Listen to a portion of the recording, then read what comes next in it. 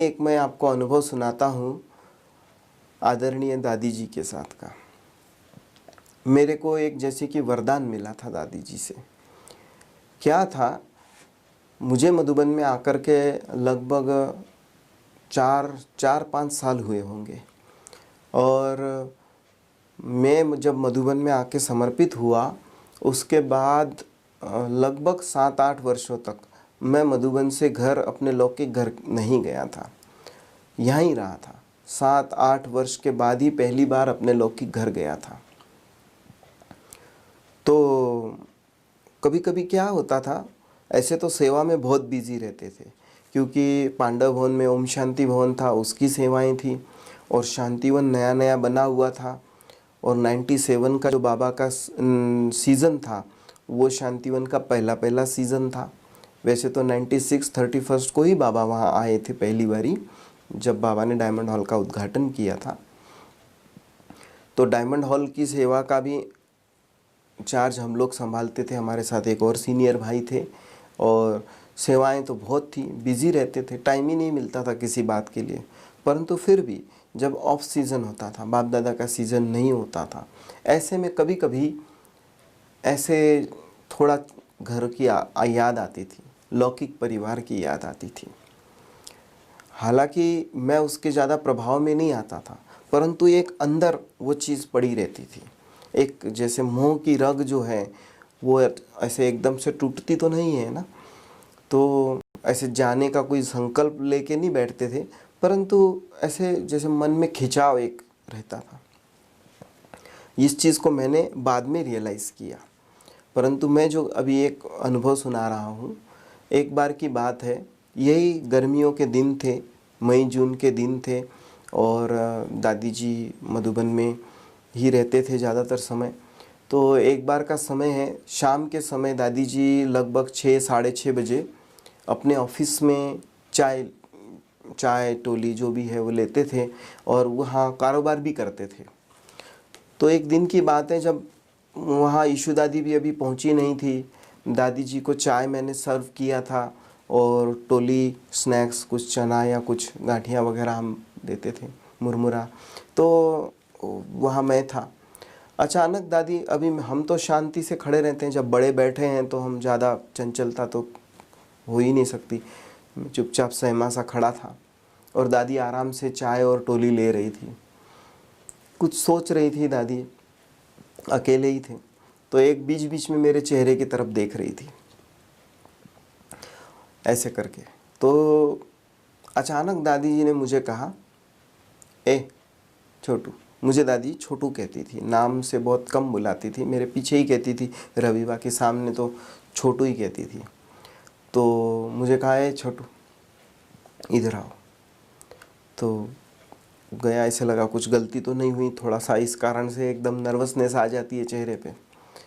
तो दादी जी कहती है, बैठो यहाँ। अपने सामने मूड़े पे बिठाया दादी जी ने मुझे, मूड़ा था वहाँ, तो मैं बैठा वहाँ ऑफिस में। तो दादी जी मुझे कहती है, मैं तुमको एक बात पूछती हूँ। दादी तुमको एक बात पूछती है, उसका ठीक ठीक आंसर देना। हमने कहा, जी दादी।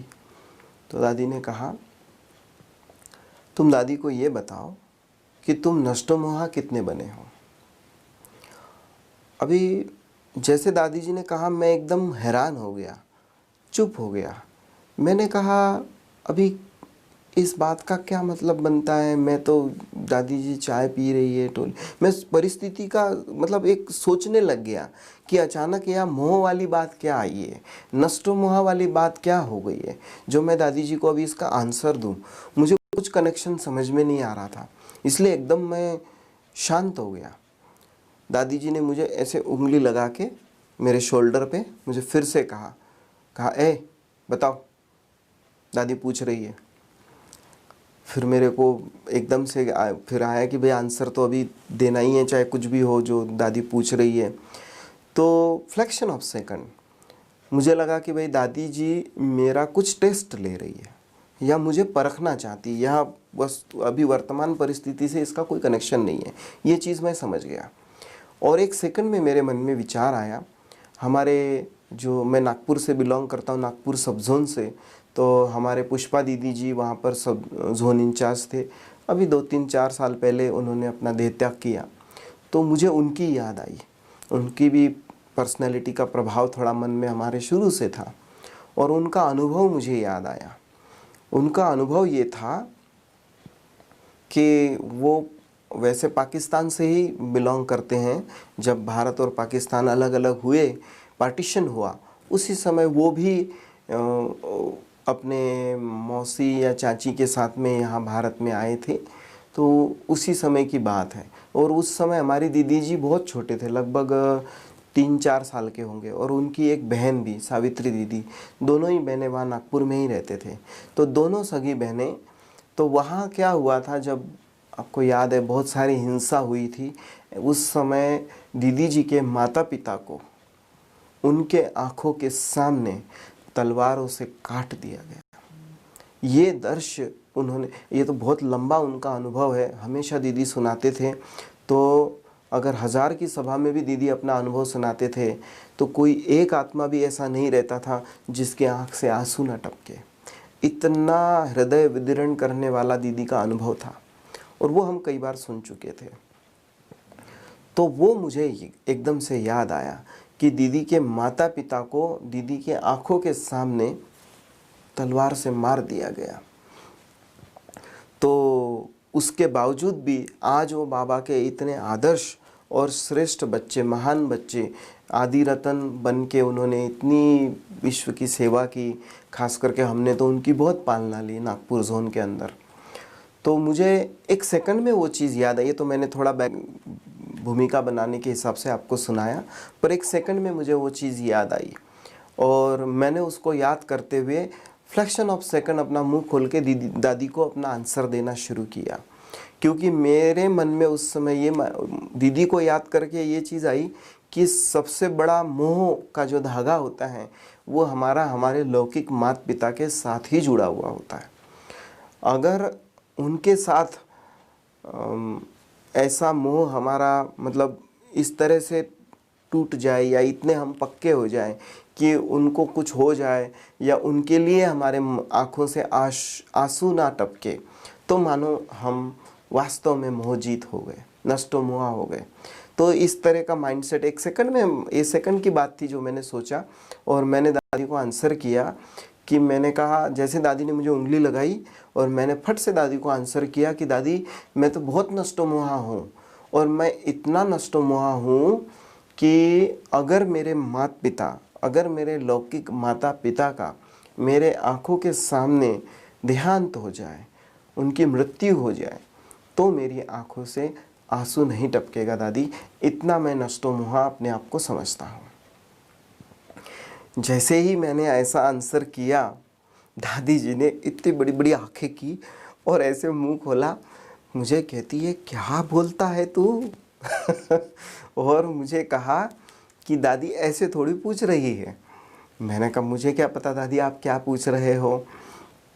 फिर दादी जी ने मेरा ये आंसर सुन के दादी जी को तो हैरानी हुई, और दादी जी ने तुरंत मुझे, जैसे मैं दादी जी के पैरों के पास ही बैठा हुआ था, दादी जी ने मुझे नज़दीक लिया, मेरे चेहरे से, मेरे माथे के ऊपर से हाथ घुमाया और थोड़ा मुझे हक भी किया और पीठ थपथपाई। बोला वाह वाह वाह, पास हो गया, पास हो गया, शाबाश।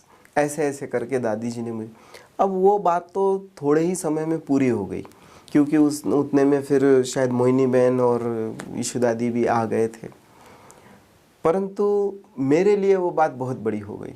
फिर उस बात पे मेरा विचार चलता रहा और मुझे प्राउड भी होता रहा, क्योंकि जिस तरह का दादी जी का रिएक्शन था तो उससे मुझे प्राउड होने लगा कि मेरे से कोई मिस्टेक नहीं हुई, मैंने ठीक दादी को आंसर दिया।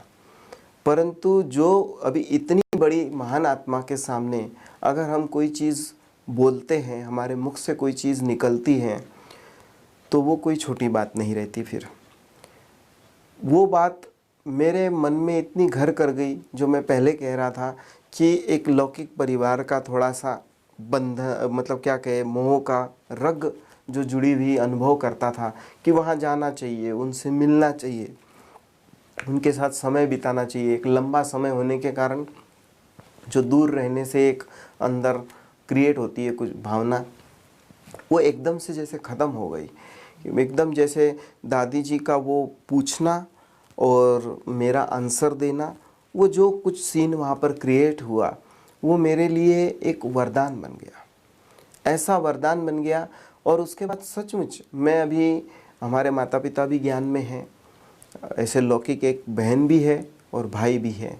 भाई माता पिता के साथ रहता है, वो अपना बिजनेस करता है, हमारे घर में खेती है वो भी संभालता है, और बहन है वो समर्पित है सेंटर पे। मैं उनके साथ जब भी इंटरेक्ट होता हूँ, मुझे उस तरह के मोह वाली बात ऐसे अंदर से आती नहीं है, फील नहीं होती है कि ये अपने हैं, इनके साथ कुछ ज़्यादा अपनेपन का वो ऐसे डिटैच रह पाता हूँ।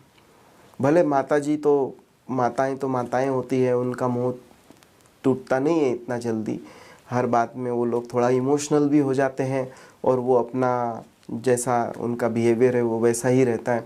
परंतु एक मेरी अपनी साइड से मैं अपने आप को उस समय से बहुत बलवान पाता हूँ। एक जैसे कि नष्ट मोह का वरदान मुझे दादी जी ने उस दिन दे दिया।